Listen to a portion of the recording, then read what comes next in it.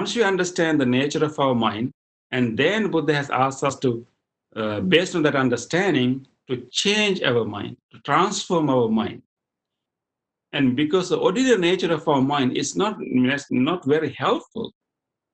Um, and so one important nature of mind, Buddha, what Buddha has taught us, the Buddha said that our mind is not fixed.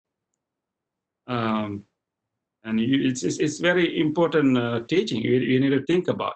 Our mind is not fixed. It's not a finished product. So Buddha said that our mind is continuously changing, and it's not just only changing, but it's also conditioning. So our mind is uh, his mind is always conditioned by so many things around us. And so the way the whatever thoughts we generate in our mind, and our opinions, and even our likes and dislikes, we usually think that those things are like, my things, my opinion, my desires, and my knowledge. But actually, what is really happening here is that our mind is a result of conditions, result of conditioning, result of prior uh, influences we got from society, from others, even from media. It's really important to understand that our mind is a result of all the conditionings, all the influences that we received in our life. So why it is important to understand this? Because then if we really understand that our mind is like vulnerable to being conditioned, vulnerable to being conditioned and influenced by what is surrounding us, and then if we understand it truly, then we can think about, how we want to keep our mind, and how we can uh, change whatever conditionings that we have received previously, and also what are the ways that we can condition our mind in the best way in future. In order for you to understand this, let me ask few questions. Okay, let's see. Now you are listening to me, but our mind is capable of producing thoughts, right? Producing thoughts. Okay, can anyone tell me for sure, do you know what would be your next thought? Can anyone know for sure what would be your next thought? You may remember something suddenly, uh, or maybe you will remember something you had to do tomorrow, or you will think about someone, or even you may think about your dinner. There can be vast number of possibilities. Can you tell me what would be your next thought? Do we have any prior knowledge about that? Most of us do not know. We cannot predict exactly what would be our next thought. Of course, because now we are listening to the Dhamma, our mind is quite, focused. So we may not have like, many thoughts, but it's still, think about you, in a day that you are spending leisurely. And can we say what would be our next thought? We can't say. We can't say that what would be our next thought. Then I will like to ask you a question. If we do not know what would be our next thought, because we don't decide it, we don't decide what is to think next. We don't decide. If we decide, we should know what would be our next thought. In most of the cases, in our normal life, we don't decide it. If we don't decide our next thought, who is deciding this? Who decide our next thought? Who decide what we think? This is an interesting thing to contemplate. Now we know that we don't really control what we are going to think next. We don't really control. If we control, we should know what we think next. Now, for sure, we know that we really cannot say what would be my next thought. It could be anything. So we don't really control it. And then who control this? Who decide what would be my next thought? Who put these thoughts into my mind? Or who decide? It's an interesting thing to remember. Can we really say that this thoughts, this mind, what we call the mind, the whole process, is something that we own. This is where the teachings of the Buddha are going to be so helpful. What Buddha has taught us, Buddha has asked us to understand our mind, not as a thing, not as a fixed object, fixed thing, fixed entity. But Buddha has asked us to understand our mind as a stream, as a sota. That's a term the Buddha is, as a stream. The mind is like a flow. So a stream is a flow. It's continuously flowing, continuously changing, continuously influenced by things surrounding us, and continuously moving. And then, what decides our next thought? It's a very important thing to contemplate. Then the Buddha has taught us what decides our next thought is our previous habits. Actually, our thoughts are actual result of a habit. But the Buddha used a very very important terminology, very classical term for that. Buddha call it sankhara. Sankhara is a very important term you should know, because term sankhara captures the depth of the Buddha's teaching.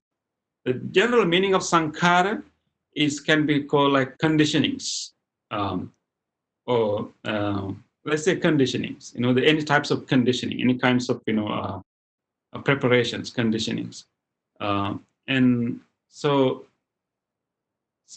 there are three types of sankhara. There are bodily sankhara, bodily, let's say habits. Let's maybe habits would be a very simple translation of the term sankhara.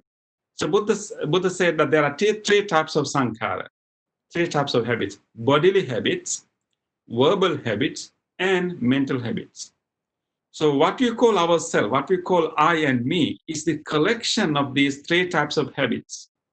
What are the three types? Do you remember? One, bodily habits. And second, verbal habits. Third, mental habits. And when we live our life, what we are really doing is actually allowing these habits to repeat themselves. The way we move our body, the way we conduct our body is actually following a certain habitual patterns. When I talk to you, you see how I move my hands, how I conduct my body. I don't do all these things like consciously thinking about it. And these things happen as a result of a habit. So I move my body, I conduct my body. My body conduct is a result of previous habits, previous conditionings, how I learned most of the time unconsciously. And even the way we speak, how we speak is also a habit. Think about when you talk to someone, somebody call you, or maybe you're having a discussion, conversation with someone. So you engage in talking about some topic, some issue, something happened about a friend. Do you choose over the words that you are telling to that person? Do you consciously choose what sentence to say? You don't do that. When you start the discussion, simply words flow. The sentences flow. And think about the moment that you happen to scold someone. I hope that you don't scold many people, but think about a moment that you happen to have scolded someone. And when we scold, when we shout at others, we don't really think what to say. We don't choose what to say. all these words, all these sentences come automatically. That is a repetition of a habit. In the same way, so our bodily behavior, how we move our body, how we walk, how we eat, how we conduct ourselves, is a result of a habit. We have learned those things from watching others, observing others. Maybe our parents have taught us how to, how to move our body. And our speech is a habit. We learn from others by listening to them. And then that is how we learn a language. So it's a habit. And it's called verbal habit. And then even the way we think, is a habit. So how we have learned to think is simply, we don't know, most of the time unconsciously. We observe others, we listen to, others, and we, particularly these days, we listen to like media, could be TV, could be radio, even these days could be social media. And we observe society. By simply observing them, we absorb so many things unconsciously. And therefore, the way we think is also a habit. It's really important to understand this, because we don't have to satisfy ourselves with whatever the mind that we have got right now. Because what we have right now are the result of conditionings and habits. What Buddha is asking us to do is to genuinely observe our patterns of thinking. So we have developed patterns of thinking, and patterns of thinking. Those patterns involve opinions, different stereotypes, different categories of people, different stereotypes of people, and different stereotypes of animals and colors, and all these things we have absorbed. We have been conditioned by society. Therefore, we need to learn our mind is a result of many conditionings. Therefore, we should not believe all our thoughts. Whenever we have a thought, we tend to trust that thought more than the others. But what Buddha is asking us to do, examine whatever thoughts arising in us, and do not necessarily believe it. And then Buddha is asking us to do, bring our awareness to our thoughts. Don't necessarily believe whatever comes to our mind. Doesn't mean that it is true, doesn't mean that it is valid. Just because their thoughts arise in our mind, it's not making it valid or true. What Buddha is asking us to do is examine it, observe the thought, observe the patterns of thoughts, observe our opinions, observe even our desire, observe it, and then examine it, and decide whether this is helpful or not. So, and then constantly observing our mind.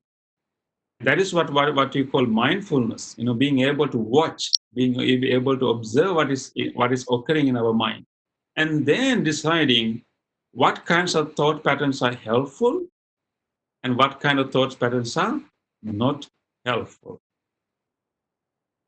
And then we need to constantly train our mind to purposely teach ourselves wholesome habits. Actually, most of the time, most of the habits that we have learned unconsciously. We have learned unconsciously by simply observing others. But what we can also purposely train our mind. Our mind is very good in learning things. Once we experience one thing, our mind remembers it, and then it will learn it. So this mind is a very good process. It's just a learning process. It learns, it absorbs so many things. But unfortunately, most of the things that we have learned, our opinions, habits, thought patterns, those things we have learned unconsciously. What Buddha is asking us to do is to, because our mind is learning anyway, it's not going to stop. That's the nature of the mind. It's learning. It's always learning. And therefore, instead of letting it learn unconsciously, Buddha is asking us to bring our awareness and then purposely train it, and consciously, teach the mind, consciously train the mind. Then we can transform our mind from an ordinary mind, the mind that has so many uh, patterns of thinking, so many tendencies that produce suffering in us. And then we can gradually transform it to be a wholesome mind that does not produce suffering. Buddha said that most of our suffering that we experience in our life is result of our thought patterns. Because there are certain thought patterns that are really unhelpful. There are certain thought patterns we only focus on the negative. There are certain thought patterns that we try to discriminate people, and those are producing so much suffering to us and to others. So we can gradually transform it, and gradually transform it to be wholesome one. Our mind is learning so fast. I can give you one example. I think many of you use computers like internet, and so these days we have search engines, right? So I'm sure that you have searched many things, using Google or maybe using any other search engines. Do you have experience that once you search something, let's say one day you search maybe certain restaurant, and you feel like you want to eat, let's say Japanese food, for example, and then you search Japanese restaurant. I mean, example. So you type it in Japanese restaurant in your computer. Okay, maybe, uh, and you search it twice, and maybe after a few days later, you want to again want to find out where are the Japanese restaurant in your area. So then you start to type. When you type for the third time, when you simply type first few letters, maybe JAP, whatever, it could be different words for you. But when we type the first few letters, your computer will give you suggestions. Like it will give you a Japanese restaurant or any other thing that you have searched before. So how this computer knows this? Of course, there are algorithm to do this, but it shows that the computer is learning, right? Because you search the same thing twice earlier, but now when you try to search third time, computer already had learned it, so it gives you suggestions. Our mind is also the same, sometimes even faster than that. If we keep on thinking of certain unwholesome things, unhelpful things, and it learns that habit, it develops that habit, and it creates a pattern. It become conditioned by it, and then without our knowing, we will be thinking about it. So therefore, Buddha has asked us to bring mindfulness and awareness to our mind and take care of our mind. Sachita Pariyodapana, purify our mind. Now our mind, in a normal mind, normally our mind is learning, being conditioned by others, conditioned by the environment, conditioned by society, and we learn those things unconsciously. But Buddha has asked us, actually, we can purposely train it. We can purposely change it. How we can do it? First, we should be able to observe our mind, and we can observe our mind, what is occurring in our mind, and do not necessarily trust what is come to your mind. You may feel like going somewhere, you may feel like eating something, you may feel like playing a game in your computer. You have many things to do. You have a homework to do. You have housework to do. You can help your parents, and you can do so many things, but your mind will ask you to play a game, computer game. And so once that thoughts comes, we simply follow it without really observing and examining it. So ultimately, what has happened to us, we have become victims to our own thought patterns. But Buddha is telling us we can change this. Most of the people are victims of their own thought patterns. But we can break this. We can change it. We can purposely teach ourselves wholesome patterns of thinking. So, what Buddha is asking us to do? First, observe our thoughts. You may feel like doing so many things. You may feel like eating junk food. You know, you may feel like blaming someone. You may feel like to fight with your brothers and sisters, and you may feel that you may have those thoughts.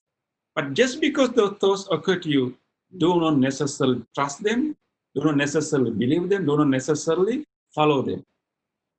We can develop this ability, what you call the mindfulness, being able to watch our own mind, watch these thoughts, watch these urges coming to us, and understand that these urges are coming to us as a result of a habit. They are not necessarily like inherent part of us. They are habits. I have been conditioned by so many other things. So you can observe it, examine it, and then if you understand that this is not going to help me in my life, it's not going to help me to be successful, this is not going to help me to maintain happiness, and this produces uh, suffering, this produces unhappiness, disharmony, then we can take a deep breath and then purposely change our thought to something else. We have that ability. We have to use it. Most of the people do not use it. They simply become victims of their thought patterns. What Buddha is asking us is, don't be a slave to your patterns of thinking. Don't be a slave to your conditionings in your mind. Don't be a slave to habits of your mind. Certain habits are not helpful. Certain habits are not giving us any good, any success. We need to change it. We can change it. How we can change it is to observe our thoughts, simply observe it, and then, and if you understand that this thought is coming to me, and understand this thought is coming to me as a result of a habit, and do not necessarily follow it if it is not going to help you. So I would like to do some, like some experiment, some exercise with you. Why not, we take a moment right now to observe, our thoughts. This is a special ability we have as human beings, to be able to observe our own thoughts, being able to watch our own thoughts. So I'm going to give you 2 minutes now. Okay, take a moment, 2 minutes now. You can adjust your body. Let's do some exercise, some experiment. I'm going to give you 2 minutes. So within the 2 minutes, we are going to watch our own thoughts. We are going to watch our own thoughts. And you never know what thoughts are going to come to you. It's a surprise, because now you know that where the thoughts come to us as a result of our habits, result of our previous conditionings. So therefore, we never know what thoughts will come to us. It could be a surprise to you. Unless I want you to experience our ability to watch our own mind. We don't have to follow our thoughts all the time. We don't have to be a victim to our thoughts, our desires, our urges, our habits, our addictions all the time. We have the ability to watch whatever thoughts arising in us, not really suppress them. This is not about suppressing our desires. This is not about suppressing our habits. It's about observing it, feeling it completely, and then gently change our mind to something wholesome. Okay, let's try to do it. Are you ready? Are you okay to do 2 minute experiment? I want you to genuinely observe your mind and identify within 2 minutes what are the thoughts that will come to you. So we are going to experience this ability that thoughts are arising, popping up one after other, one after other is popping up, popping up, popping up. But we can have our mindfulness, our awareness, watching them. Things are popping up, but we are not going to follow and pick anything. We are keep on watching. And we want to develop this ability to watch. So we don't be a victims to these thoughts occurring to us. We have more ability to watch them. So then we can change and navigate our life. We can change our mind and train our mind. Okay, let's do that. Okay, 2 minutes. I'm going to take 2 minutes and adjust your body and try to be a little stable in your posture. Okay. Now let's see. Let's see how many thoughts you can catch. No, that's a challenge. And let's see. Sometimes thoughts can catch you. Thoughts will catch you and bring you to so many places.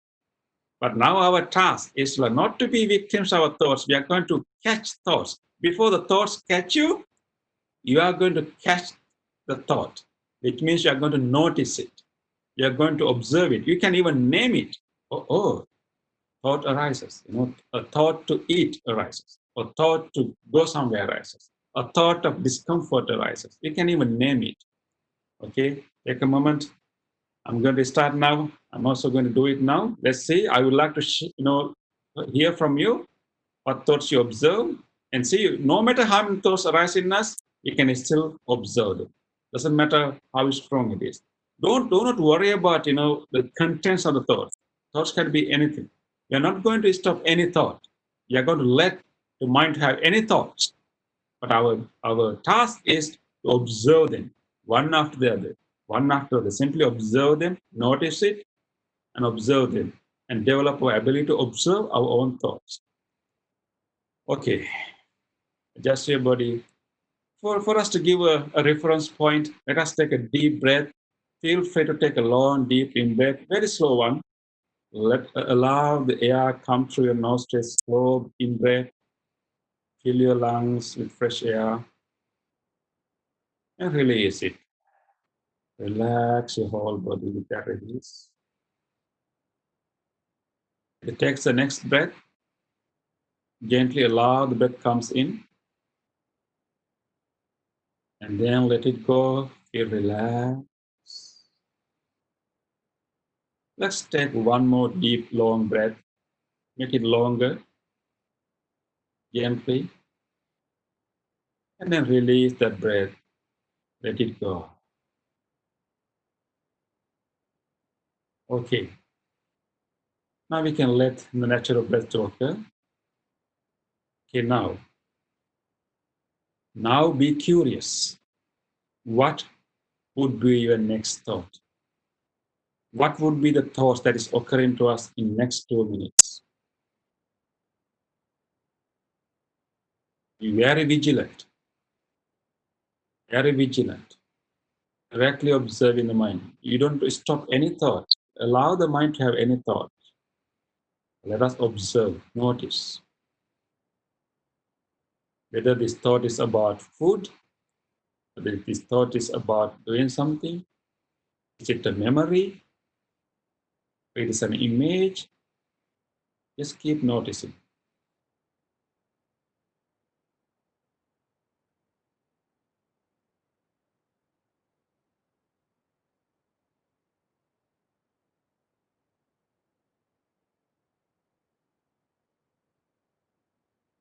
Just keep noticing a little bit more. What are the memories coming to us now? Who are the people we remember now? What are the things that we remember now? Just keep noticing them. Do not think too much about them, but simply notice it, name it, and wait for the next thought. Observe it, name it, and wait for the next thought.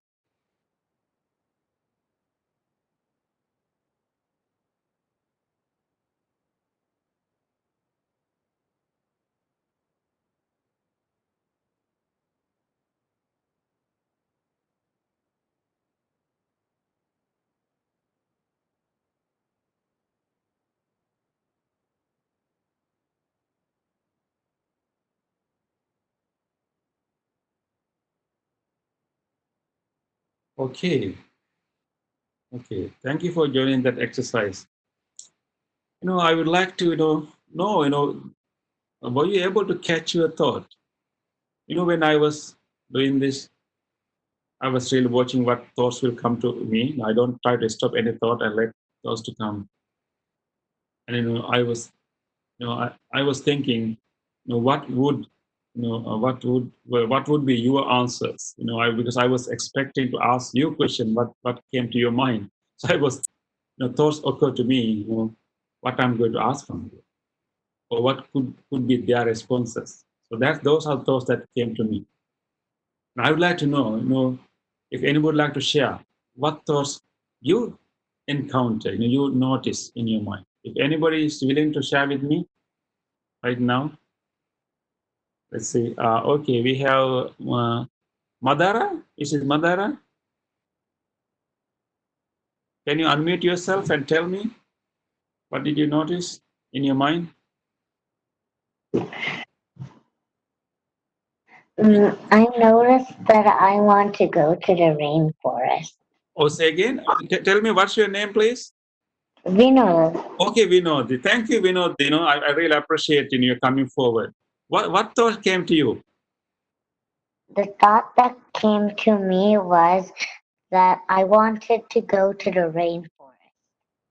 You wanted to go to? And Rainforest, the rainforest? wow, okay. So when you are sitting like that, a thought occurs to you that I would like to go to a rainforest. Wonderful. Did you able to catch that thought? Mhm.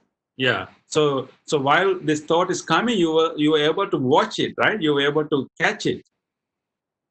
That's wonderful, Vinod. Because when you develop that ability, let's see, next time you may feel like, do you have a sister? I have a brother, Okay, you have brother. Is a little brother big brother. or big brother? Let's say, one day, sometime, brothers can be naughty, right? And and someday, let's say you have a thought of like blaming, being mad at your brother, scold your brother. Let's say before you say anything, you were able to notice that thought, catch that thought. What you can do, Vinod, Mm, imagine that one day you are with your brother and he did something, something really, something naughty, and you feel like, blaming him, scolding him. But before you do it, just like you noticed your thoughts to go to friend forest, you can catch that your thoughts to say something bad to him. If you catch that, what we can do? You can just like forget about it. Yes, you can decide. Oh, maybe it's not a good thing to say this. Maybe I will say a different word. Now I will express my feeling, but using a different word. You can choose, right? You can choose from a good one to bad one, right? Otherwise, we don't have any choice. We simply say it. Yeah. Thank you. That's a good explanation. I'm so glad that you noticed that thought. Is there anyone else who would like to share with me what thoughts came to you? We have Nadi here. Who else we have here? Let me see. Um, I'm here. Tell me your name, please. Onara? Onara? Yes. Okay, thank you, Onara. Would you like to share with us what thoughts did you notice? Yes. Yeah, please Um, go ahead, Onara. Yes.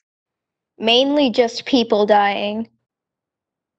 Oh, okay, okay.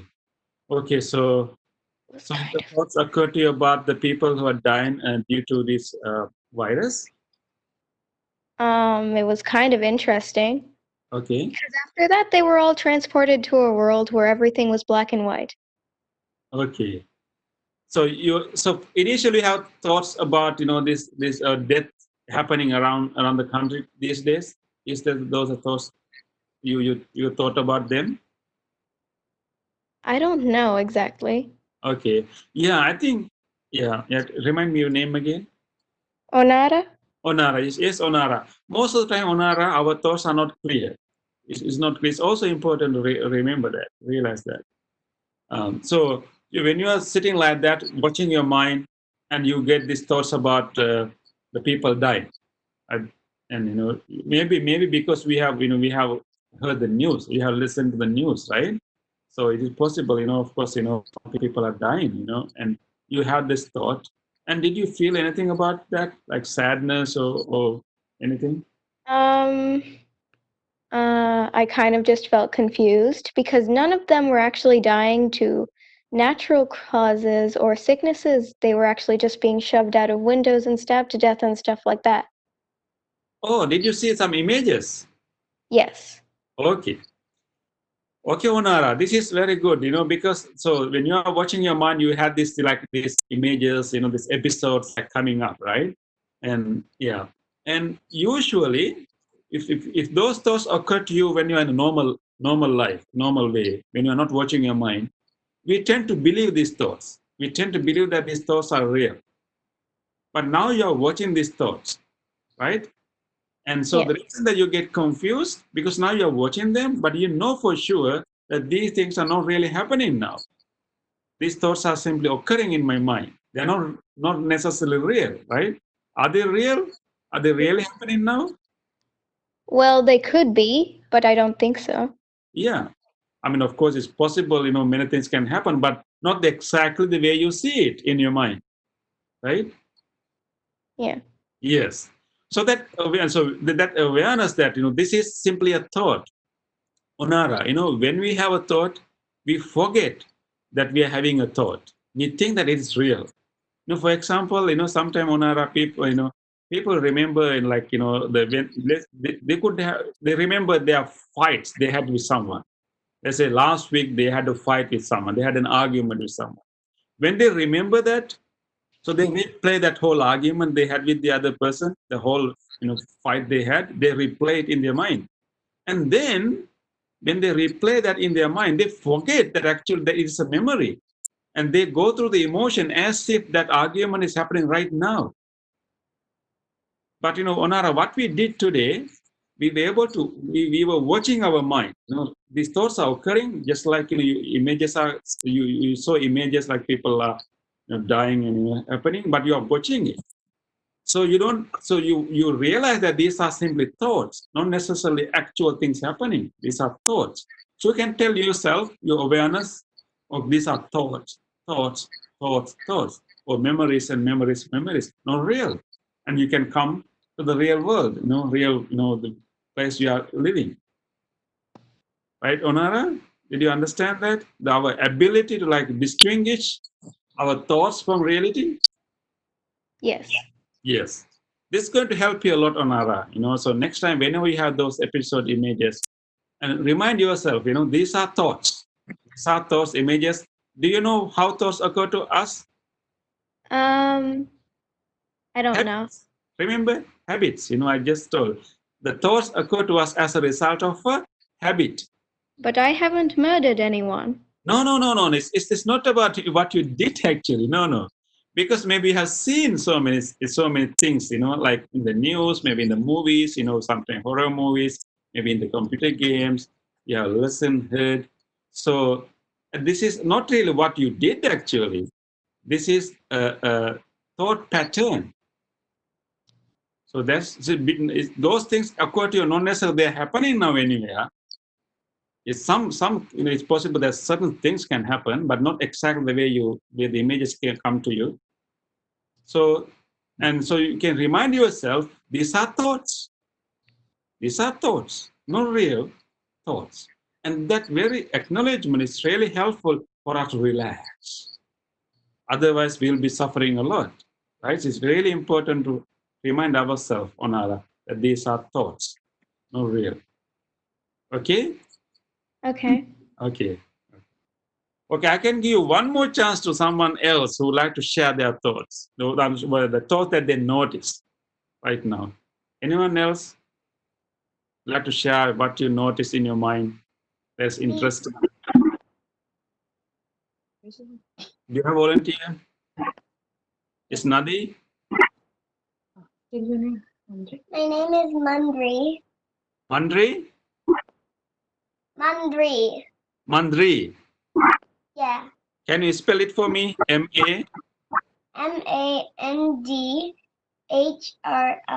Oh, Mandri. Okay, that's a good name, Mandri. Okay. Would you like to share with us what did you notice in your mind? I noticed I wanted to go eat dinner. Oh, that's wonderful. So you notice it, right? Okay. So you notice the thought occurred to you that you need to go and eat the dinner. Okay, that's wonderful. So when you notice it, do you feel like standing up and going and have dinner? Did you feel like standing up and going and to have your dinner? Yes. Yeah. But did you do it? Did you stand up? Did you do it? No. No. Oh, that's great. That's great, Andre. So you have these thoughts, you were able to watch that, but you didn't simply follow it, right? You didn't simply stand up and go to find your food. Right? You didn't do that. You simply keep observing it, right? Mhm. That's great, Andre. Because that's a great ability. Because sometimes just because we feel like doing something, we cannot do many things. Like like nowadays we feel like going to shopping mall. We feel like going to meet a friend. But can we do it now? Mm-mm. No, during this time we can't do it. But normally what happened to people when they feel those things, they want to do it right away. If they Mhm. can't do it, they get mad, they get angry, they get upset. But as just like you did just now, Mandri, if you can observe that thought, you feel, oh, I would like to eat some dinner. You have that thought, but you don't really follow that thought. You start observe it, you start notice it, and you can tell yourself, oh, a thought occurred to me. A thought about dinner occurred to me.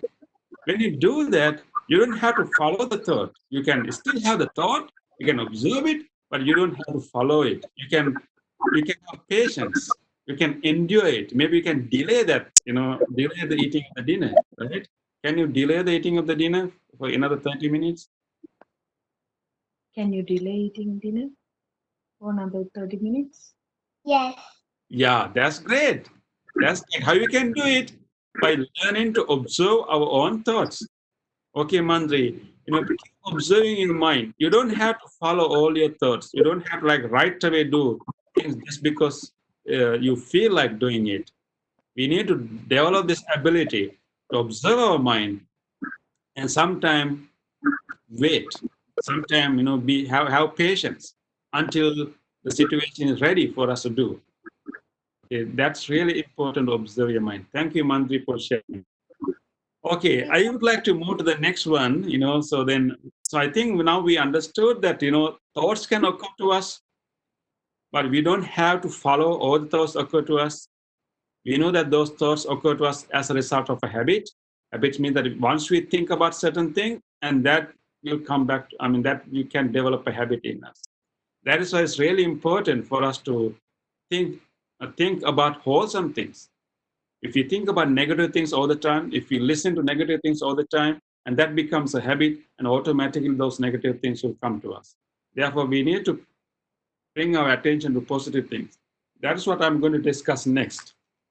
In order, for our mind and for us to develop good habits, what is really important is to choose good friends in our life and also choose good people to associate in our life, because the who we associate in our life are going to decide most of our habits that we learn in our life. Our friends, we learn so much of our habits, our mental habits, our physical habits, our verbal habits, how we speak. We learn so many things from our friends and also from people that we associate. Therefore, Buddha said that it's really important to decide who we are going to associate, who are going to live closely. Of course, we need to be friendly towards everyone. We have to be friendly to everyone with no discrimination. We need to be friendly. All people, all living beings, even to plants, we have to be friendly. No doubt, no argument about that. We really have to be friendly to everyone with no discrimination. But when it comes to have friends, we really have to choose friends very carefully, because Buddha said that our mind is, as I mentioned earlier, our mind is not fixed. Our mind is not is conditioned by the people that we are with. Therefore, if we have good friends, people who have good habits, people who have good interest, people who have good good qualities, we are going to learn them. We are going to observe them. So it's really important to choose good friends to associate. There's this interesting story, how friends can influence our life. I hope that, many of you have, learned the story of Angulimala. Is there anyone in this crowd who have heard the story of Angulimala? Yes. I have. Who is this? Can you introduce yourself? Um. It's Onara. Onara again. Okay, Onara. So, okay, There's also another person who's heard it. say again. There's also another person who's heard it. I heard them. Okay. Me. Any other volunteer? It's Nadi. I've heard the Um, story of Angulimala. Yeah. okay. I want to know whether anyone know about Angulimala? Yes. It's about this guy who, he's a really good student, and this one time, his teacher, like he made a mistake, and the teacher said, "I'll forgive you when you kill 1,000 people or something." And then he goes into the forest, and since he's not very good at keeping count, he decides to saw off that one person's a finger from each person and put it on a necklace. So he earns himself the nickname that's in the story. And then his mom goes through the forest when he's at 999. So the Buddha comes in and he's before his mom, and then he tries to kill him, but he doesn't succeed. Yes. And then he ends up becoming a monk. But then, for punishment for all he did, he ended up getting like harassed with rocks the rest of his life. Like he gets rocks thrown at him. Oh, that's excellent, Onara. And you gave us my excellent summary of the story. Yes, thank you very much. I really appreciate it. So I think this is a classic story for us to understand how our friends and our people who associate can influence our life. As you correctly said, the Angulimal actually his original name was Ahinsaka, which means the innocent one, and he was a really nice person. But what happened? He had a bad company. I mean, he has bad friends, and of course later they got jealous about him, and then of course they then slander to the teacher about him, and then of course this situation got really bad, and because he had bad friends and the bad teacher, this innocent person became a really violent, aggressive person. Then what happened later? He met the Buddha. And what Buddha did actually, Buddha was able to teach him correctly, and Buddha was able to keep him near him, and Buddha inspired him to be compassionate, and he transformed himself completely to become most compassionate monk. He was like killing people, but then later he became most compassionate monk. He was so kind and compassionate. He couldn't even see how the pregnant mothers having pain in even giving birth. He really wanted to like help these pregnant mothers. They start a chant, and even today we chant. That's a special sutra he chanted. So we can see how a good person can become a bad person can become a good person because of the association and how we associate. So that is why I really want you to pay attention when you come to friends.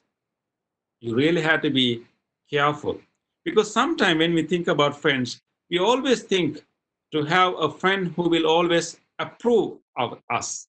We because when we come to friends, we always want people to approve us and people to like says tell good about us.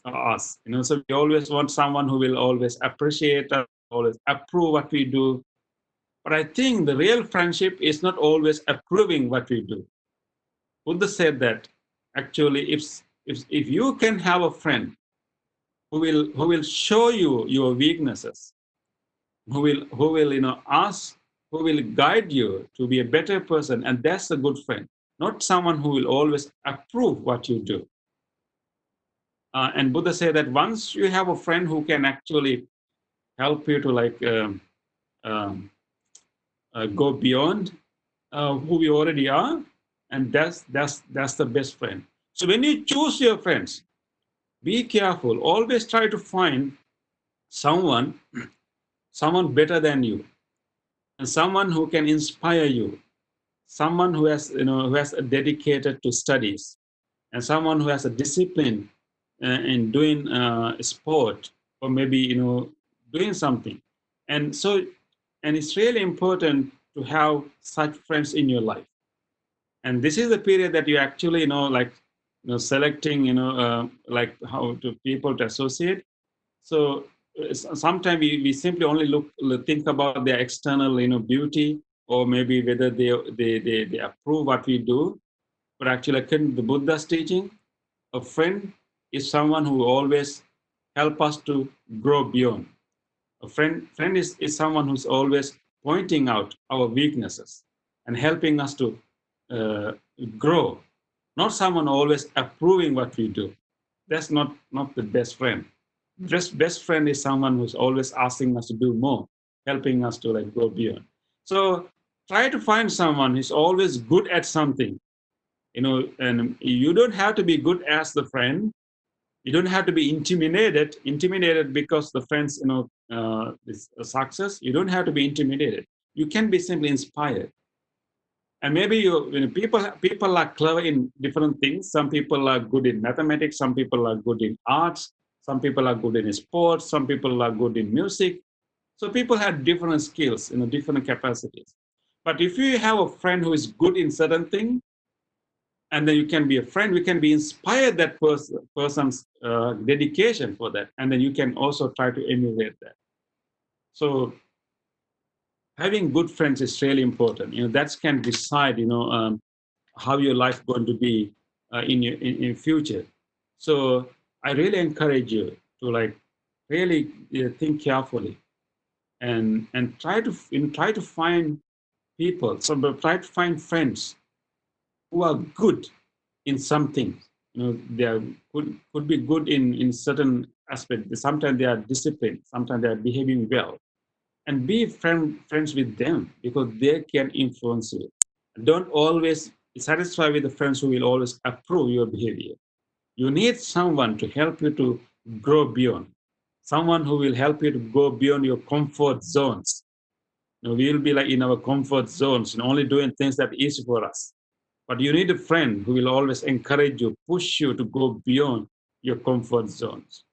So think about it. Think about it. It's really important to have friends who are clever, who are good, who has good qualities, and the qualities that we can emulate, we can follow, uh, and look for those friends. And sometimes we can have distant friends, not necessarily close friends, some distant friends, maybe friends from Sri Lanka, friends from other places. We can have distant friends and then be with them. And even like and not only friends. So friends is important, and not only friends, but you can also associate like good like adult people. Like you can associate monks. Like you always try to go to temples and associate monks and be with monks and ask questions from the monks, and see how the monks behave and how the monks do things, and be like try to emulate them. And you can also choose adults, your teachers, and maybe adults, elders, and try to like get all the good qualities from those people. That is how we can grow ourselves. So I would like to share a screen with you now. Let me see whether I can share my screen with you. Uh, this,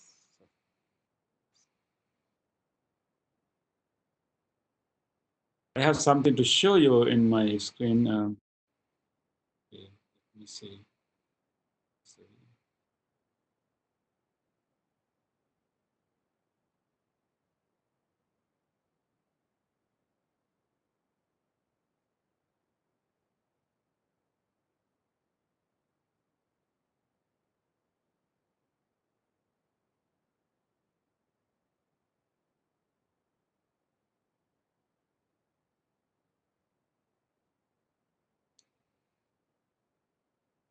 Okay, let me see. Can you see my screen now? Yes, Uncle, you can see. Can see now. Okay, let me go back. Okay. Okay. So this is a very important teachings from the Buddha. Buddha said that there are 7 qualities of a good friend. Can anyone help me to read this? Can I have a volunteer to read this? Hmm? Okay. Who is this? Can you tell your name? Anali? Who is? No? Anali?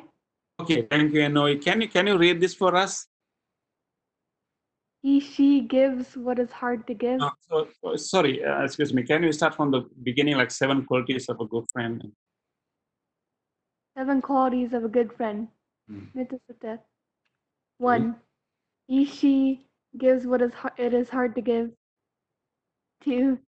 He or she does what it is hard to do. Hmm. 3. He or she endures what is hard to endure. Hmm.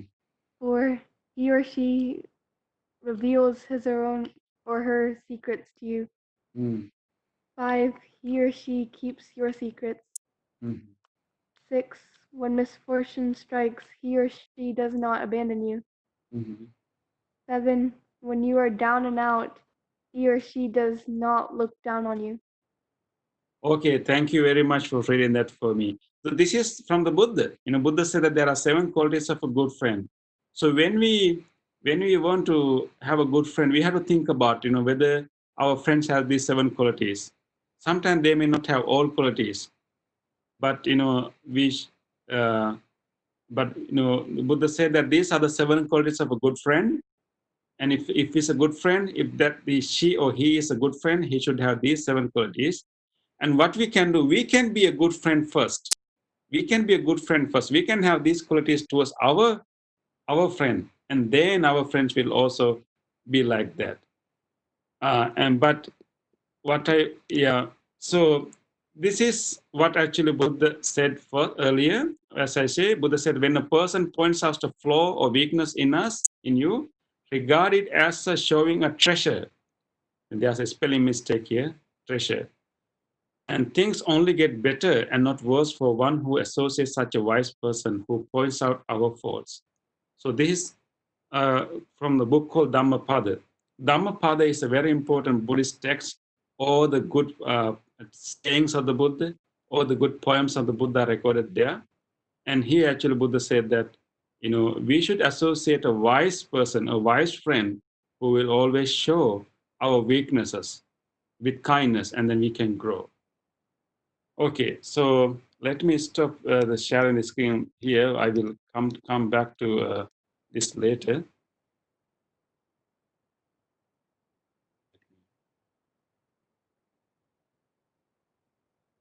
Okay, now I would like to know from you. So as I told you earlier, we need a friend in future also. When you please look for people that who can actually inspire you, who has some better qualities than you, that who can influence you. And don't look for people who always approve you, always flatter you. The Buddha said that the flatterer is not a good friend actually. The people who actually show us our weaknesses and faults are like with kindness are the good people to associate. But we need to find friends that has qualities that we can emulate. So now I would like to take some time. Would you like to share? You have friends, I think. Can you share with me that do you have a friend who has some qualities, some good qualities that you like to emulate, you like to follow? Can you tell me about your friends? Maybe your best friend, maybe a good friend that that person has some certain quality, certain habit, a certain quality that you like, that you like to emulate. Can you tell me? My friend, Can you tell she, me a name, please? Yeah. Anali, Onali. Okay, Onali. Yeah. Yeah. Go ahead. Yes. Your friend. uh, she makes very good grades and she helps me whenever I need help. Oh, that's nice. So Onali, you have a friend who is very good in his studies. She get good grades, And have you also seen that she study well? She focus. She stay focused in the class and don't do funny things in the class, but stay focused. Have you seen those qualities in her? Yes. Yeah. So we like to follow her, follow her good qualities. Hmm. Yeah. But she also helps you, right? Yeah. And do you also help her back? Yeah. That's so good, Donnelly. Yeah. Is there anyone else who'd like to share about share how you? Okay, I have Nadi. Is the Nadi here? It's Mandri. Oh, Mandri again. Okay, Mandri. Go ahead, Mandri. So, what do you like to tell me about your friend? She's my best friend. Uh, Um, what are her good qualities? What is good about her? her good qualities, one of them are her addictions, which she likes to play with babies. She likes taking care of them a lot. Oh, she's so kind. Is she kind? Is she kind? Yeah, we Yes. both want to see each other again because we always do, like almost all the time. Okay. So she's very kind. She likes to take care of babies. So you like to emulate that, right? So I like kindness to is a have, very good qualities. I like to have an addiction to taking care of people. Say again. She like. I like to have an addiction of taking care of people. Yeah. I think not really addiction. Addiction is something that that beyond our control. Maybe you can have a good habit of taking care of people. Okay. Yeah. Addiction could be something that can be not helpful. So maybe we can have a habit of taking care of people. That's so good. So good, Andre. I think you have a good friend. So whenever you find new friends, and try to always find friends who have good qualities that you can associate with. Because friends are going to decide our future. Friends are going to influence what subjects we will choose in school. Friends are going to decide what sports we will choose. Friends are going to decide what career path we will take. It's really important. So at this age, make a determination. We are not going to simply be friendly with anyone. You are going to be friendly. You are going to have friends who has good qualities, because they are going to influence your life. But at the same time, we should be friendly towards everyone. We should be friendly towards everyone. But when you really want to associate someone closely, we need to choose a good one. Not only a person who will always appreciate us, who will always approve us, but someone who has some good qualities that we would like to follow. Okay. And the other thing I would like to share with you is actually um, not only uh, uh, people, we can also have an ideal person in our life that we like to emulate, we like to follow.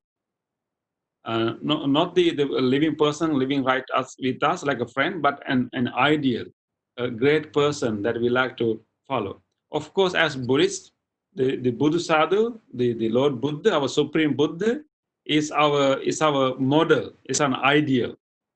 And so we can also associate an ideal. Other than friends, we can associate an ideal, a great personality lived in history, who has great qualities that we like to follow. And that's also a good thing. For me, the Buddha is my ideal. I really like to live like him. It's so great in how patient he was, how compassionate he was, how intelligent he was, how wise he was. I really like to follow everything that he did. So he's my ideal person. I also have other disciples of the Buddha. Have you heard about Venerable Sariputta? Yeah. Yes, that is my other ideal, because he was very knowledgeable. At the same time, he was so helpful to others. So I like that quality. Sometimes people are intelligent and knowledgeable, but they are not helpful. So you really, that balance is so important. So I have Venerable Sariputta as my ideal. But we can also have others also. Like some people, like lived a really good life. When you learn history, you may learn about those good people that you like to follow. and so we can associate a ideal also, other than the friends. Can anyone share with me that do you have any person that you like to follow like an ideal? Yes. Okay, who is this? So It is Onar uh, again. yes. Yeah. Um, so it's a person in history who I really want to be as smart as. Mhm. It's Charles Darwin. He did the whole evolution thing, so I want to be as smart as him. So Okay. And he made a lot of discoveries, right? yeah. Yeah. Yes, I think, okay, Onara, one thing you can do, Charles Darwin's really, found out about this evolution, like the natural evolution, how, beings were evolved. But I think he stopped at the biological evolution. Okay. And then, other than the biological evolution, there's another evolution we can do, what we can call mental evolution, psychological evolution. Okay. So I think Buddha was talking about how we can purposely evolve ourselves psychologically.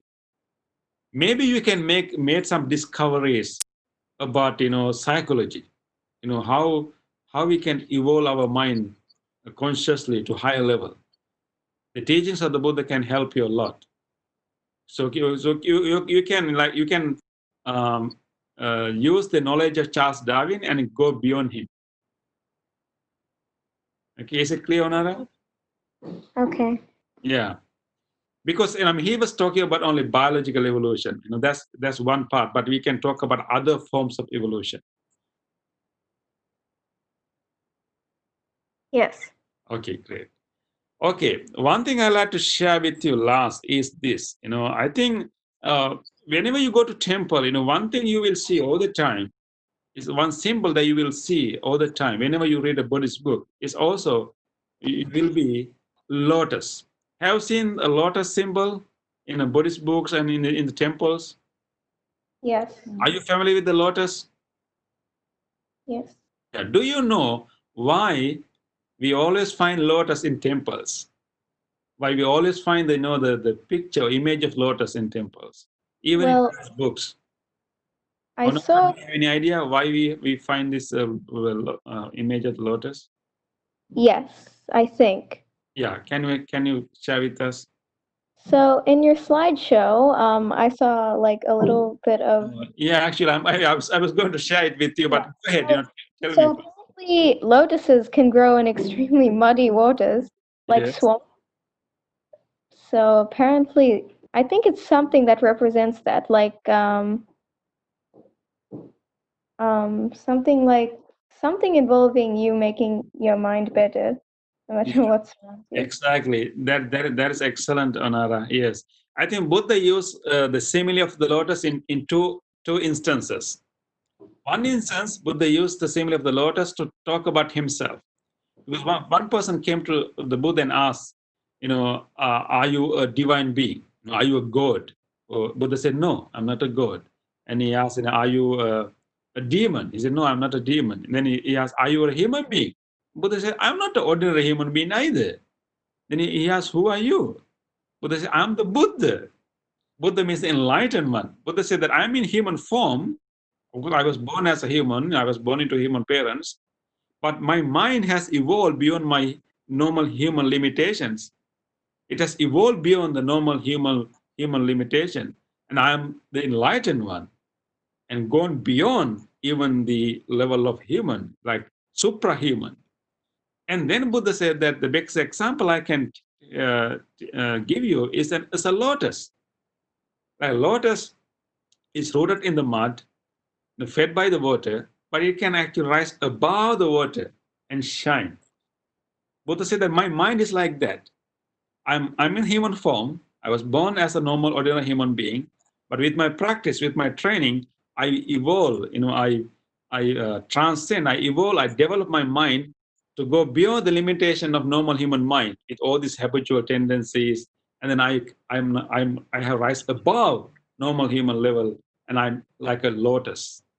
That's the first instance. The second instance, Buddha said that the Buddha's disciples, like Buddha's students, disciples, followers of the Buddha, which means you and me. Buddha said that my disciples should be like a lotus. The Buddha actually asked us to be a lotus. What he meant by that, he said again in the book called Dhammapada. Dhammapada is a very important text, Buddhist text. You can read it, and there are so many beautiful sayings of the Buddha. All the nice poems uttered by the Buddha are collected, in this book called Dhammapada. Have you seen the Dhammapada? Have you seen the book called Dhammapada? Maybe next time, when it's your next birthday, if your parents ask you what you want to buy, maybe you can ask them to buy a Dhammapada, because that has full of wisdom, very beautiful sayings of the Buddha. Any page can teach you so many things to your life. So next time, on your birthday, you can ask your parents to give you Dhammapada. Maybe during Christmas, you can ask them to give you a gift called Dhammapada. Yeah, do you remember the name? Dhammapada. In this Dhammapada text, Buddha said that my students, my followers should be like lotus. And then Buddha said in that book, Dhammapada, just like even in a heap of garbage can be a source, a source for a lotus to bloom. So my disciples should be like that. No matter whatever negative condition they are, they can actually make use of the situation and evolve themselves to be a beautiful person. So let me share the screen again with you. Let me see. Okay, the lotus.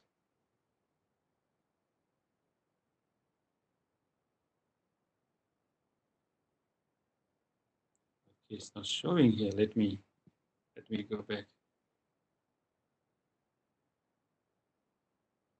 See, right? Okay, let me hit again. Share the screen.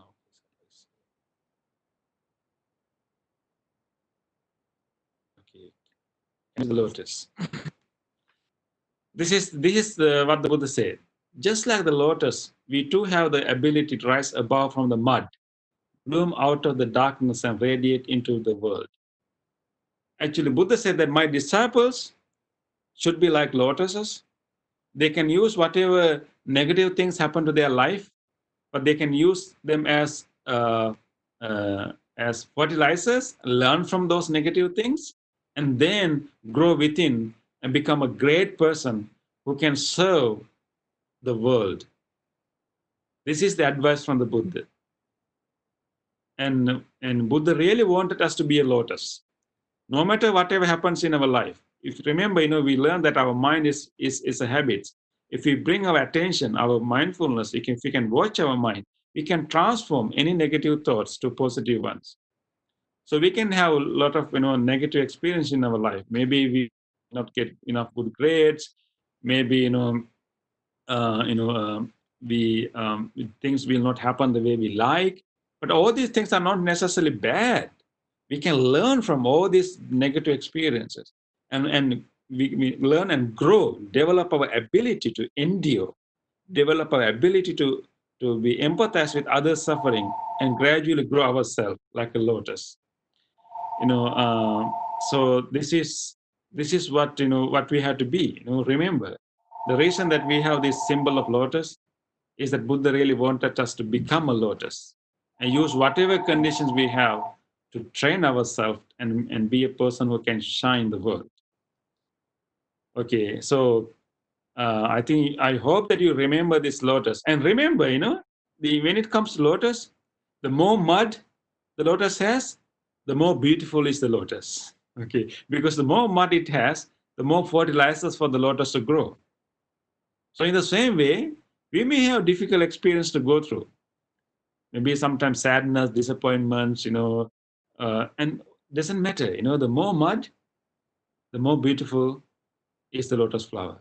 So the more negative experience we have, maybe we can use all of them to learn a new thing about life, to train our mind with a lot of good qualities and be like a lotus. So I really would like you to remember that image of the lotus. Okay, now let me stop sharing this one, and I would like to I'd like to give you an opportunity. So we are going to, we have come towards the end of our session now, but I'd like to give you some opportunities to ask some questions. If you have any final questions to ask, I think this is the time we can do it now.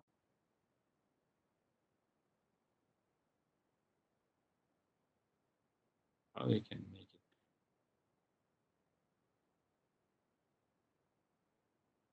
So if anybody has any more questions to ask from me now, anything you'd like to know? Last chance.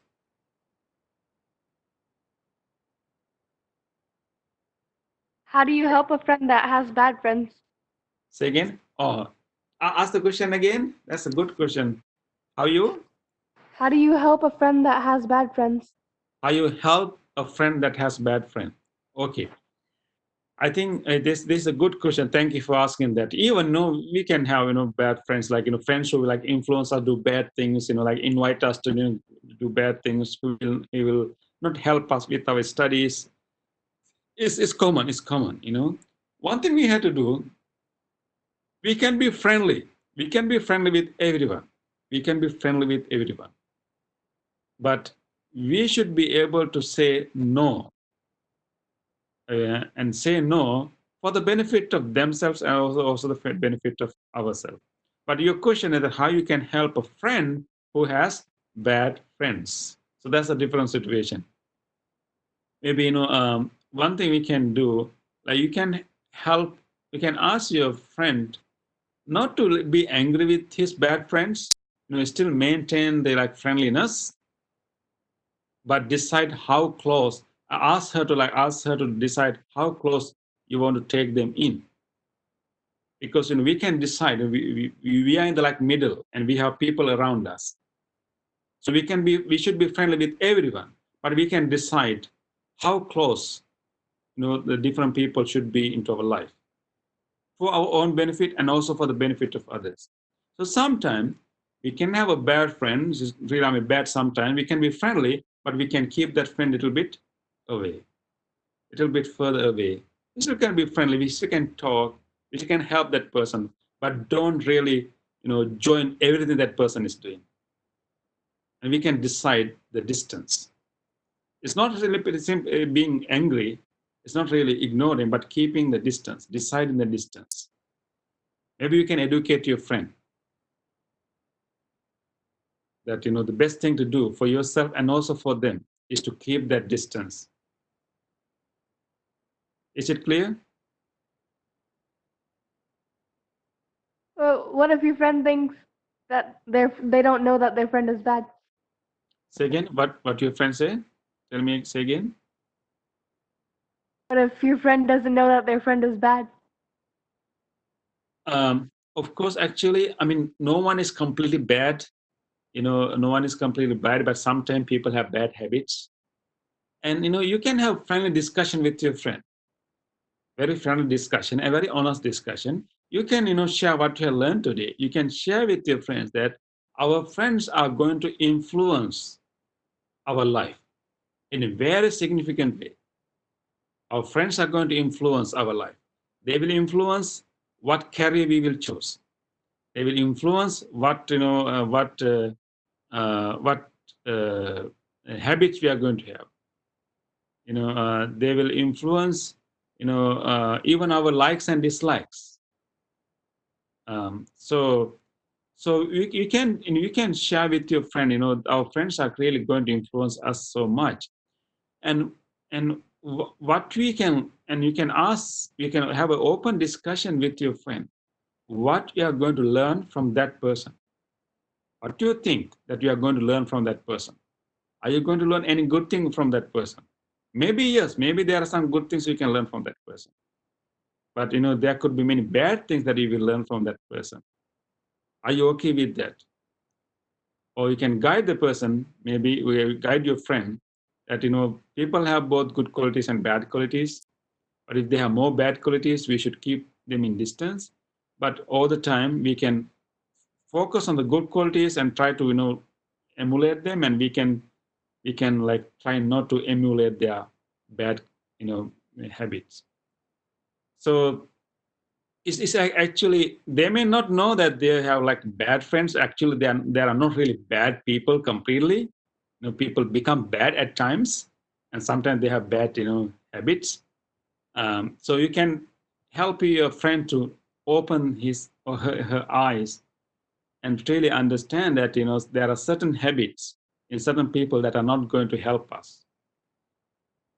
And so in that way, you can have an open discussion and decide, what is what is the distance that you need to keep your friends. Is it clear or not? Yes. Okay. Is there any more question before we end our discussion? I have a question. Okay, is it Mandri? Yes, it's Nandri. Okay, Mandri, yeah, go ahead. What is your question? What is the Dhammapada? I've never seen it before. Oh, thank you, Mandri, for bringing that that issue. Okay, let me bring a book. Okay, let me show you.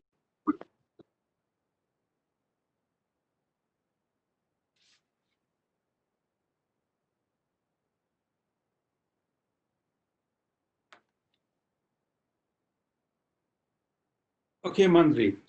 So can you read this letters? Can you read this? It's called Dhammapada, right? Can you see that? Yeah. So this is what's called Dhammapada. This is a big one, big book. But we also have a small one. It's also Dhammapada.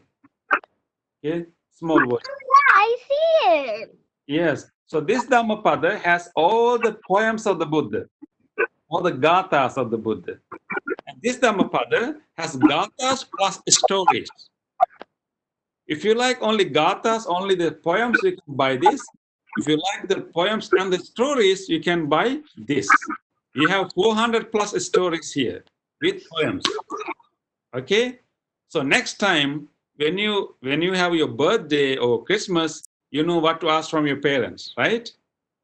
It's called Dhamma Pada. Okay. Thank you for that question. Okay, let us now, it's a time for us to wind up. At the end, I would like to share you one story that how, we just talk about the lotus, how we can use whatever difficult experience we have in our life, but we can use any difficult experience as a fertilizer, as a learning moment to grow, certain qualities in our life. This is also a story about like that, but this is talking about how we can respond to situation in our life differently. One day, a daughter, it's an adult daughter, she was living by herself. She was doing a job, but and later she actually lost her job, and she came to her father to get some advice what she can do. She has lost her job. Then she's kind of sad. And when she came to her father, the father was a chef, a cook. So father told her, okay, before we talk anything, let's cook something. So father took 3 pots. He took 3 pots and put water into these 3 pots. And then he put these 3 pots in 3 stove. So the three pots in 3 stove. Okay, then father told the daughter, okay, let's wait for a while. And after a while, all the water in these 3 pots start to boil. Is to boil. And then father took a potato and put that potato into 1 pot. Then he took an egg and put that egg into the next pot. Then we still have 1 more pot. What he did with the 3rd pot, he took some tea powder. The tea powder. Maybe he took a tea powder. Let's say sometime maybe coffee bean, maybe tea powder, and put that tea powder into that pot. Okay, now what are in these 3 pots? The first pot we have a potato. In second pot we have an egg, And third pot, we have tea. And then father told the daughter, let's wait for a few minutes. And the water was boiling, and after a few minutes, and father really wanted this daughter to examine what has happened to these three things in these three pots. They took the potato first. They took the potato out first. So what happened to potato when it is in the boiling water for a while? What happens to potato? I'm soft. Yes, very good. Thank you. It's become very soft, malleable, it can easily crushed, become very soft. Okay, so she observed it, it becomes so soft and easily. And then they took the egg. What happened to the egg when it is in hot water? So it turned into a boiled egg. Yeah, it's become hard. It's almost like opposite to what happened to the potato, right? So she examined it, it's become hard. It's like early it was liquid, but now it's hard. And then father asked her to examine what happened to the third pot. What happened to the water when we put the tea leaves in the water? It turned into tea. Yeah, it's turned into tea. Two other, earlier in the case of the potato, nothing has happened to the water, but the potato has become soft and then and malleable. In the case of the egg, nothing has happened to water, but the egg has become hard. But in the case of tea, the tea leaves were able to be with the hot water and somehow transform hot water into tea. It has changed the color of the water. Then the father told his daughter, these are the three ways we can face problems in our life. Sometimes when you have problem, when you have a difficulty, when you have something that happened that we didn't expect it, sometimes we become a potato, which means we become so depressed, so upset, and so down, and we don't have any interest to do anything. Let's say sometimes our friends have a fight with us, or sometimes we get a bad grade, or maybe maybe something we didn't expect happen, and sometimes we become like a potato, very depressed, don't want to do anything, don't have any interest to do anything, like you want to be by ourselves and close the door of the room, you want to be in dark, and like a potato, easily it's meshed, become influenced by this situation, and so much. Sometimes we become an egg. What does it mean is we become aggressive and hard. Sometimes some negative things happen to us, we become really aggressive and hard. We want to fight, we want to shout, we want to throw things away, we want to and we do all kind of destructive things. That's the second way. When we have problem, when we face difficulties, challenges, we behave like an egg. We break things, we shout and fight, but both ways are not successful. Both ways are not smart ways to deal with any difficulty, any problems. Both ways are not beneficial. But there's a third way, just like the tea leaves. The tea leaves, when because remember, all these three items face the same situation, which is the hot water. But although they face the same situation, three different things happen to them. Even for us, if we are careful, if we have wisdom, if we have mindfulness, we can actually become a tea leaf. What happens to tea leaf? Tea leaf was exposed to hot water. Instead of becoming conditioned by the hot water, becoming the victims of the hot water, tea leaves were able to be with the hot water and gradually transform the hot water into tea without becoming like a solid, hard, or without becoming soft. And it was able to transform the water. I think we should be tea leaves when we confront problems, when we confront difficulties, when things happen the way we didn't expect it. We have to be tea leaves, not to become a potato, abandoning everything and then shutting up everything and don't want to handle it, don't want to deal with anything, not becoming like that, or also not becoming like aggressive and want to fight and shout and throw things.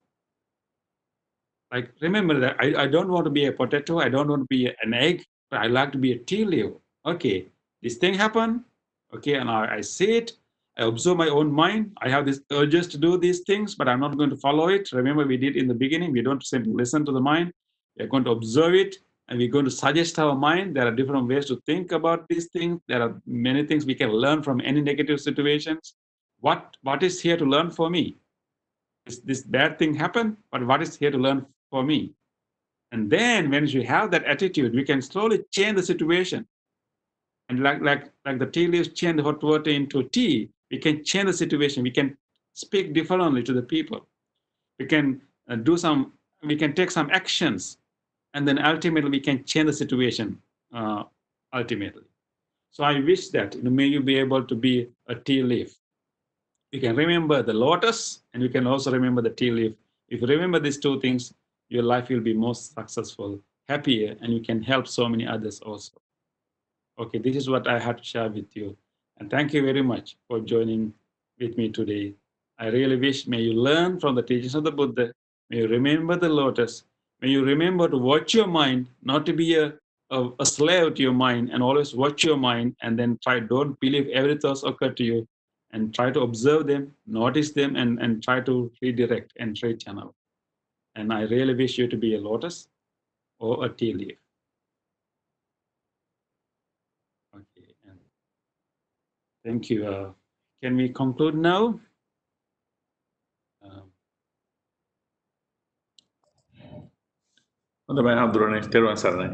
Okay, so then let us chant together to conclude our session. And thank you very much again for joining with us today. Let us share this merits with all other beings. Whatever we have learned today, may that be a beneficial benefit to all living beings. May all other people, may all other living beings share our merits. May they all be well, happy, and peaceful. With those wishes, let us chant together.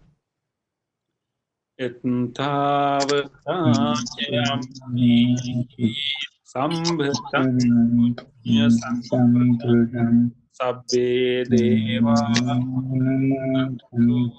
sabba sampatti siddhiya ettavata ca ammihi sambhatam punya sampadam sabbe bhutanumodantu sabba sampatti siddhiya ettavata ca ammihi sambhatam punya sampadam sabbe satthanumodantu sabba sampatti siddhiya.